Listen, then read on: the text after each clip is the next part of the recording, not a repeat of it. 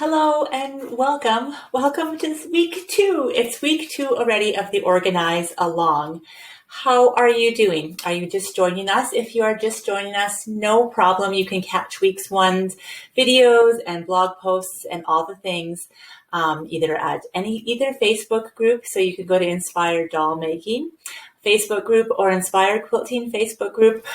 You can grab it on the Be So Inspired YouTube channel, and also under blog and education, you can grab all the information at besoinspired.com. Welcome to week two. So happy to have you here. Do not worry if you haven't done anything for week one, because you can always catch up. This is a relaxed, organized along. It's organizing your sewing and creative space. And it's not meant to add stress. It's meant to add just whatever part you need, a little bit of inspiration. So even if you just organize one drawer, one container inside the drawer every week, that is something further than last week that you were. So we've been seeing a bunch of wins come along in the Facebook groups, and also using the hashtag Organize Along. I should point out that I am Canadian, so I spell organize with the Z.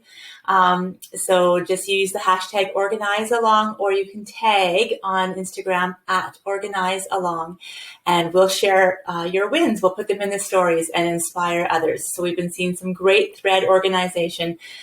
Check out the feed there if you haven't seen any yet. So welcome, welcome, welcome. This week on week two is fabric storage. So there's so many different ways to organize storage, and I'm not our fabric, and I'm not here to tell you which way is correct. I ebb and flow through all the ways, from bins to covered storage to visible storage. And I'm just finding right now where I am in my creative journey that I think I need to see my fabric. So I was going through my fabric. It's in covered closets, and I forgot so many wonderful collections that I have.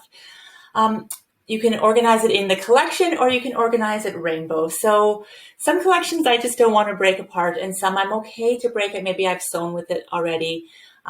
Or it's just sort of a filler line. I'm okay to put it in rainbow storage. So I want to talk to you today about something that I'm still work in progress doing. I got these IKEA shelves. I think they're Billy bookcases, and they're not fully all put together, but starting. So this is to be accountable to you this week. And I'm organizing my fabric in rainbow. I put them on these little mini bolts. So I'm going to show you how I do that. I'm making these little tiny thin mini bolts, and I'm organizing it just so I can see it visibly here. And I can remind myself, I don't have very many oranges, but I want to work with some oranges, so I'm going to start working with this. Now, I haven't gone through all my stash. I've just kind of got a little bit out there. I started with the reds and thought I better get down to all my colors. But I will send some pictures this week. I'll be accountable to you just as you can be to us. So if you haven't already signed up for our free email letters that come out once a week, our newsletters, make sure you do that on the Be So Inspired homepage. There's just a little sign-up box, and you'll just get an email directly to you with all the links. So if you haven't already done that, please do so. Talking about these little bolts first, I'm just going to show you what I've done. So I started off getting like actual bolts, like cardboard pieces. So like this is an actual bolt here, and I would collect these cardboards and cut them in small and wrap my fabrics. But I was finding they take up so much space because they're already a thick cardboard.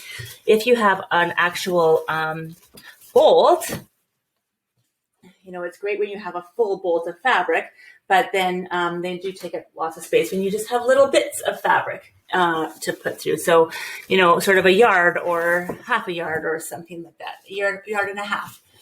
So I found these wonderful things. They're actually for comic books. So they're comic book boards. They're 6 3/4 by 10.5, which I just thought was just the perfect size for a bookshelf. And I got them on Amazon, and they're white, and they are protect, store, and display. They're wonderful precision cut 100 boards, and they're coated on one side. So they look like this, and they're actually pretty sturdy, and they're meant for comic books. So I'm going to show you what I have been doing here and what I'm going to continue to do this week. And if you would like to use that, or if you'd like to share some of the tips that you are doing, we'd love to hear them as well. So I'm just going to drop the camera down. All right, so I'll just move. This is the Organize Along. We are on week 2, fabric storage.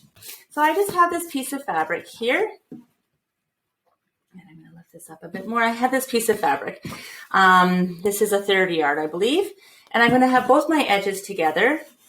And I just lay this on the side, and I'm going to fold it just a little bit smaller than the board.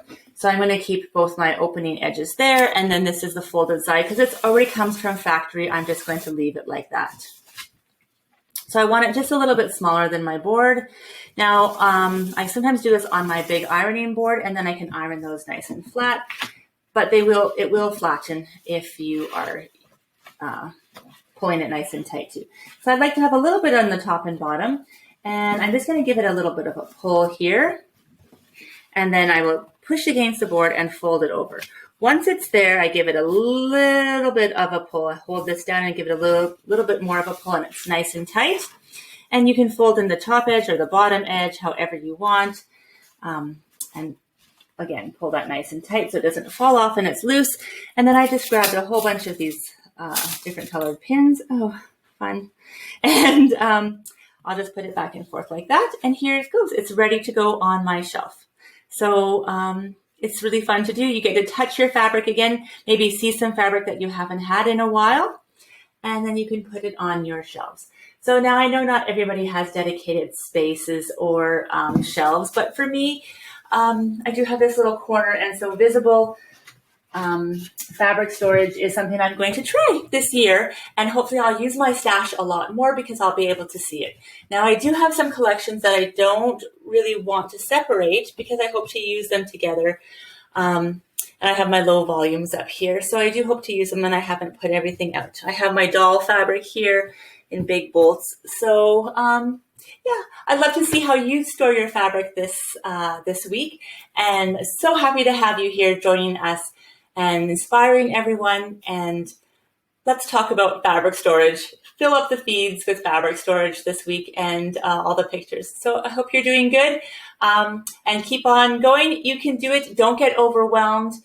Just a little bit at a time, a tiny bit every day or a little bit every week. Take a little box of fabric out into the living room while you're watching TV, and you can fold it there. And before you know it, you'll get the organizing bug. So hope you're doing good. Thank you so much for joining us. See you soon. Bye.